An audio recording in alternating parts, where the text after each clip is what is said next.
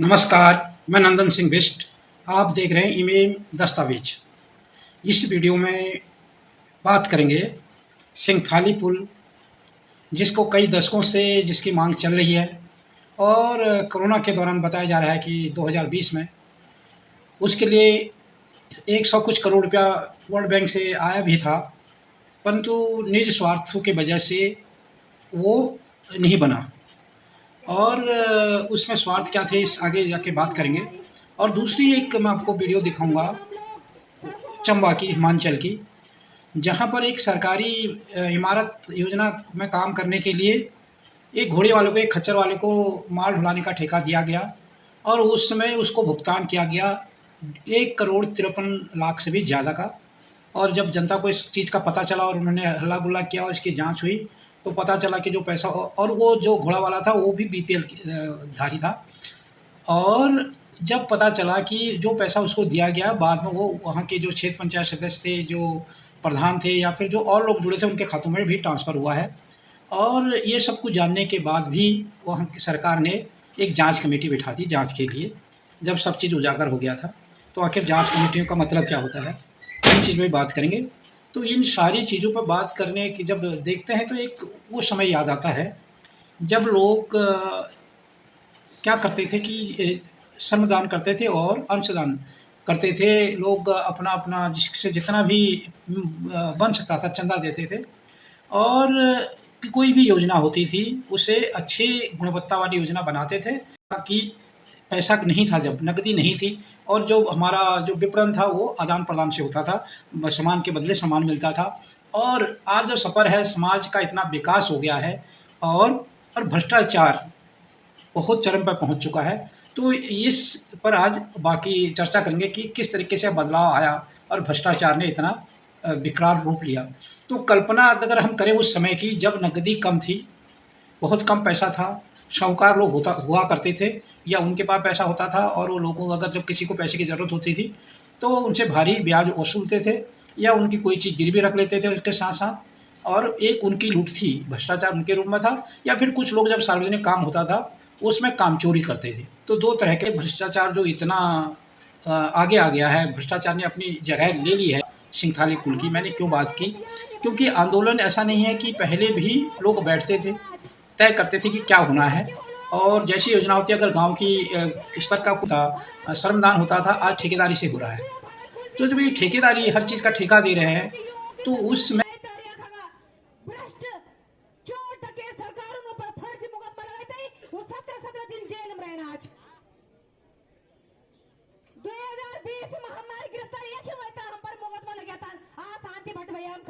थी, जो हमारे वहाँ पे उस समय स्कूल भी बने तो वो सारे श्रमदान से बने और छोटे छोटे बड़े बड़े कैंपस बने।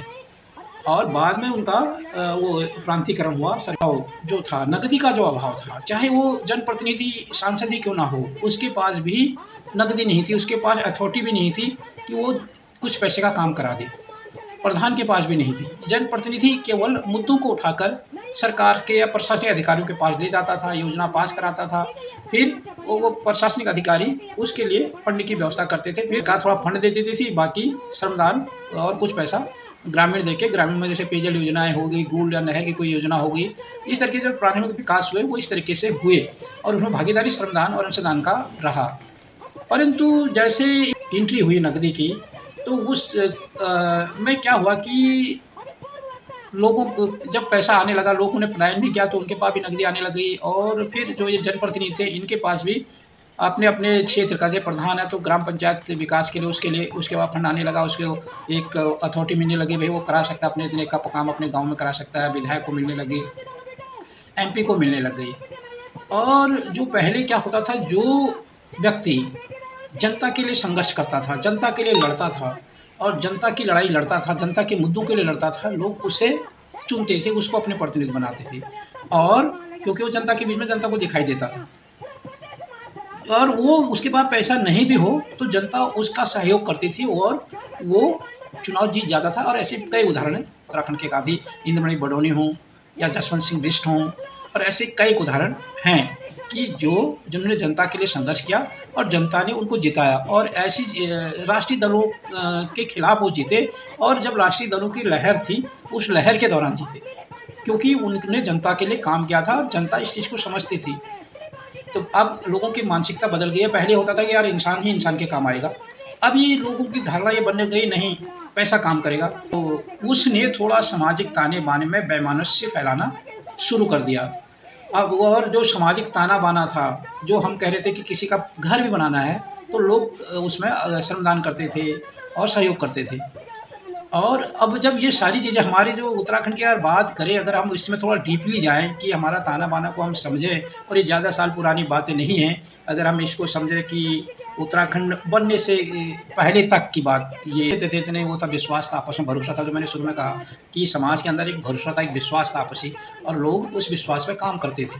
तो ये सारी चीज़ें अचानक टूट गई। आज की डेट में हम सरकारों के और जो नकदी वाले प्रतिनिधियों के भरोसे हो गए हैं, आंदोलन कर रहे हैं, धरने दे रहे हैं, समय बर्बाद कर रहे हैं। उतने समय में हम अपने श्रमदान से वो योजना को एक मतलब रूप दे सकते हैं, उस योजना को बना सकते हैं, और उसके बाद आने-जाने, दौड़-भाग में पैसा खर्च कर रहे हैं, और जब विरोध कर रहे हैं तो इनकी लाठियाँ खा रहे हैं, इनकी गोलियाँ खा रहे हैं, जेल की यातनाएँ सह रहे हैं, मुकदमे झेल रहे हैं, और परिणाम क्या मिल रहा है? तो हम किधर बढ़े? ये तो हम नकारात्मक दिशा की ओर बढ़ गए।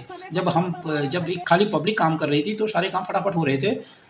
जितना भी होता था तुरंत डिसीजन होता था, उस पर अमल हो जाता था। परंतु जब एक सरकार बन गई और हमने चुनी, इसी पब्लिक ने वो सरकार चुनी, वो हमें लाठी, गोली, जेल, मुकदमे दे रही है, और हमारे समय भी जा रहा है, हमारा पैसा भी खर्च हो रहा है। और इसके साथ-साथ एक बात और भी इसमें कहना ज़रूरी हो गया कि हर आदमी प्रत्यक्ष, मतलब जो कर के दायरे में आता है, वो प्रत्यक्ष कर देता ही देता है। उसके अलावा हर व्यक्ति, चाहे वो गरीब है, अमीर है, कोई भी है, वो जितना भी खर्चा करता है, चाहे वो दिन के ₹100 करे या ₹1000 करे, वो उसका 25 साल का उत्तराखंड की बात करें, तो मैं एक आकलन कर रहा था कि उत्तराखंड के जो किस्मत वाले गाँव हैं, वहाँ अगर विकास के नाम पर उत्तराखंड का देखा जाए 25 साल में, तो 1 किलोमीटर एवरेज औसतन रोड आई है, जो किस्मत वाले गाँव हैं। बाकी कई गाँव तो छूट ही गए, कि उनको तो कुछ मिला ही नहीं 25 साल में।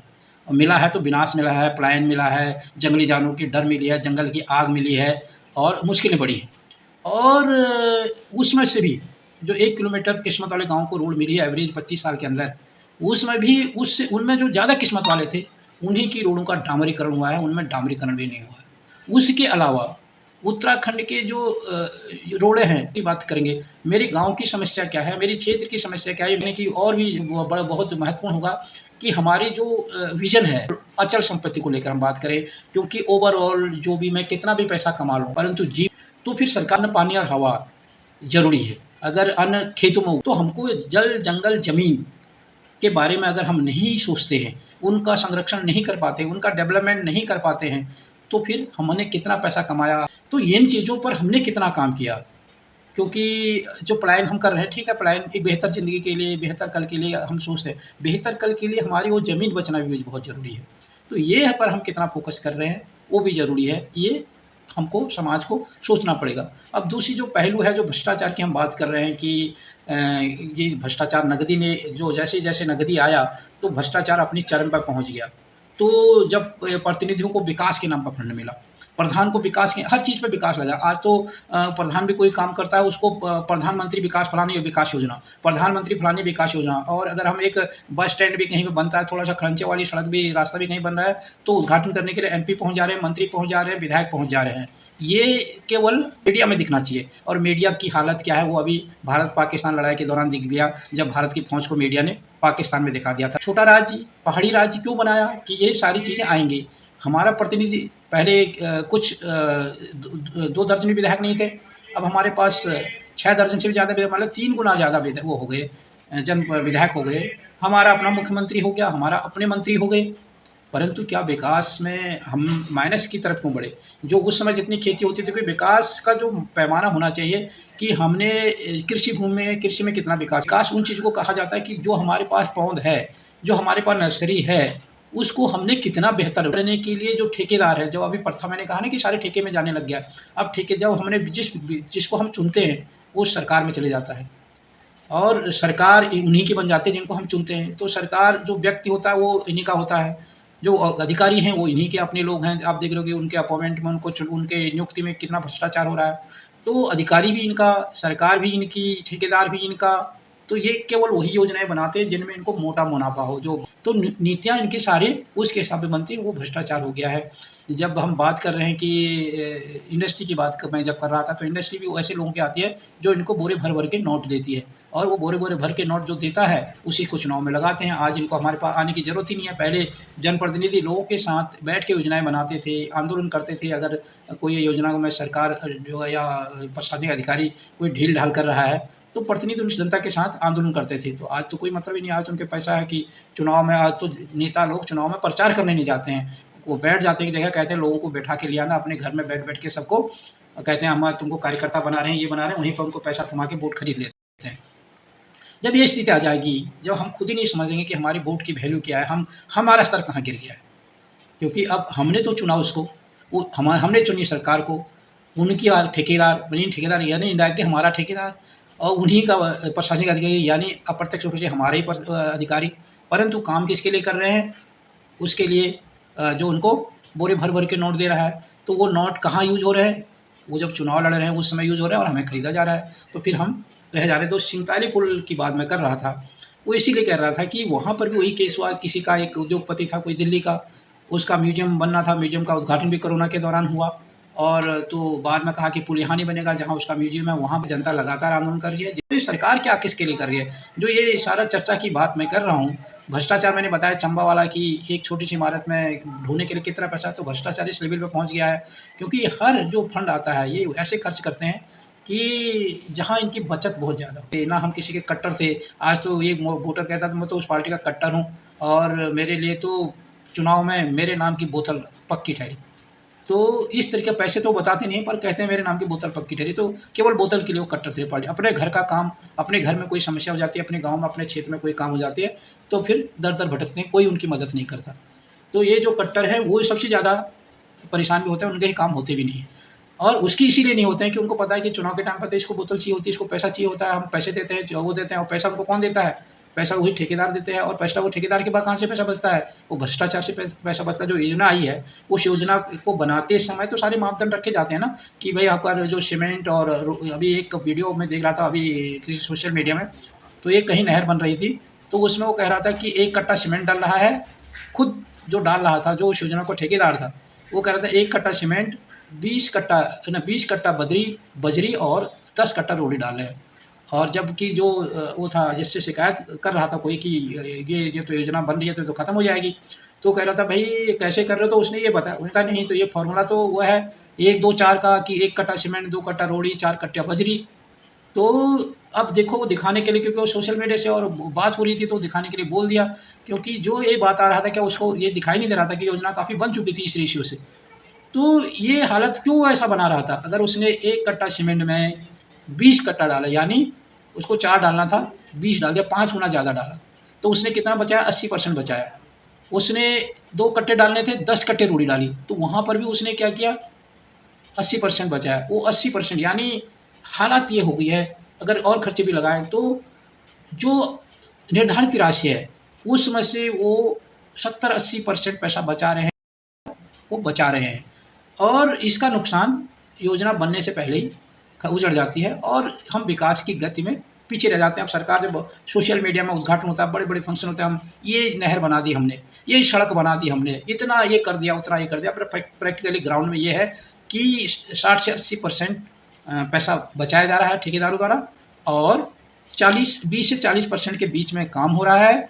और वो पैसा जा कहाँ रहा है? वो इन जो मैंने चंबा की आपको बात बताई कि उसको 1 करोड़ 53 लाख से भी ज़्यादा पैसा ट्रांसफ़र कर दिया, और बाद में वो पैसा जब जाँच हुई खाते की उसकी, तो वो उसने अलग-अलग लोगों के खातों में ट्रांसफ़र किया, और क्योंकि अधिकारी लोग और दूसरे लोग चालाक होंगे, उनको हो सकता है कैश दिया हो। तो ये सारी चीज़ें एक सिस्टम बन गया, नेटवर्क, चाहे तुम्हारे वहाँ कितनी योजनाएँ बन रही हैं। पर ग्राउंड में सच ये है कि हमने कितने वीडियोज़ देखे हैं, सोशल मीडिया में कितने वीडियोज़ आते हैं, जिसमें कि एक तरफ से डामर जलता है, दूसरी तरफ से लोग उसको ऐसे ही उखाड़ते हैं। वो सड़क बन रही है, और ये पहली घटना नहीं है, कितनी घटनाएँ होती हैं, क्या सरकार तक ये चीज़ें नहीं पहुँच रही हैं? परंतु ये सिस्टम का पार्ट है, क्योंकि हमारा सोशल मीडिया में जो शिकायत कर रहा है वो अपना काम कर रहा है, ठेकेदार अपना काम कर रहा है, ठेकेदार की इतनी हिम्मत नहीं है कि वो ऐसे काम करे। उसके साथ उसका बैकअप है, मंत्रालय और सरकार और अधिकारी, सारे उसके साथ उस चीज़ में शामिल हैं, उस गुणवत्ता में शामिल हैं। कि मुखिया अगर स्ट्रॉन्ग हो, ऊपर अगर मजबूत हो, ईमानदार हो, तो किसी की हिम्मत नहीं होती है। तो ये सारा सिस्टम ऊपर से बँधा हुआ है। तो ये सारी चीज़ों के लिए मैंने ये वीडियो बनाने का मेन मकसद ये था कि हम लोगों को ये समझना पड़ेगा कि चाहे वो कोई योजना कामयाब नहीं हो रही है, चाहे हमें लाठी पड़ रही है, चाहे हमें आंदोलन करने पड़ रहे हैं, संघर्ष करना पड़ रहा है, हमारे खिलाफ मुकदमे चल रहे हैं, हमको जेल भेज रहे हैं, या फिर कहीं पर योजनाएँ ऐसी बन रही हैं कि डामर लगते ही उखड़ रहा है, दीवार बनते ही टूट जा रही है, नहर बनते ही पानी आ नहीं रहा, सारा लीक हो जा रहा है। तो उस सारी चीज़ों में हम लोगों की भागीदारी है, क्योंकि हमने चुनाव करते समय इन चीज़ों का ध्यान नहीं दिया। और ये सारी चीज़ों बातों में आपकी क्या राय है? आप अपनी टिप्पणी में ज़रूर लिखना। चैनल पर नए हैं तो चैनल को सब्सक्राइब करना और बेल का आइकन भी दबाना। अगर वीडियो अच्छी लगी हो तो इसको ज़्यादा से ज़्यादा शेयर करना।